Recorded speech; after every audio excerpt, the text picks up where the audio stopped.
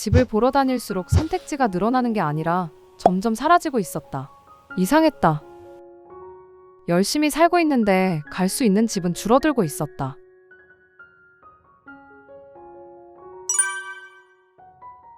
출퇴근을 하루 4시간을 할 것이냐, 100세대도 안 되는 아파트를 살 것이냐, 아니면 빌라를 선택할 것이냐, 아니, 애초에 집을 사야 하는 건가, 말아야 하는 건가. 6억까지 대출을 해준다면서 정작 6억짜리 아파트가 없으면 이건 사라는 거냐, 말라는 거냐? 돈 없으면 서울에서 살지 말라는 거냐? 임장을 다닐수록 화가 났다. 돈에 맞춰 들어가면 얼마 지나지 않아 재개발이나 재건축 가능성이 높은 아주 오래된 집뿐이었다. 서울에서 아파트를 원하는 게 욕심인가 싶었다. 청약홈에 미분양 5억 9천이라는 아파트가 보여 바로 뛰어가 봤고, 길에서 미분양이라는 현수막이 보이면 차를 세워서라도 들어가 봤다. 그런데 눈에 차는 집은 없었다. 이런 집은 나중에 우리가 다시 팔 때도 어려울 것 같아. 답답하기만 했다. 어느 순간부터 브랜드가 보이기 시작했다. 구조가 보였고 자재와 마감이 보였다. 힐스테이트, 아이파크, 다이, 푸르지오. 주변엔 이렇게 아파트가 많은데 내가 들어가 살 수 있는 곳이 없네. 돈을 모아서 가려니 돈 모이는 속도보다 아파트 가격이 더 빨리 뛰었고, 지금 있는 돈과 가능한 대출로 사려니 브랜드 아파트가 아니라 나 홀로 아파트였다. 그리고 깨달았다. 아파트 가격만 오른 게 아니었다.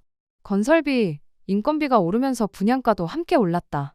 2019년 서울 아파트 분양가가 평당 3천만 원 선이었는데 2024년엔 평당 5천만 원 선이 돼 있었다. 신축 아파트 가격도 분양가가 거의 2배가 오른 상태였고, 그러다 보니 여기저기 미분양이 나오고 있었다. 건설사들은 말했다.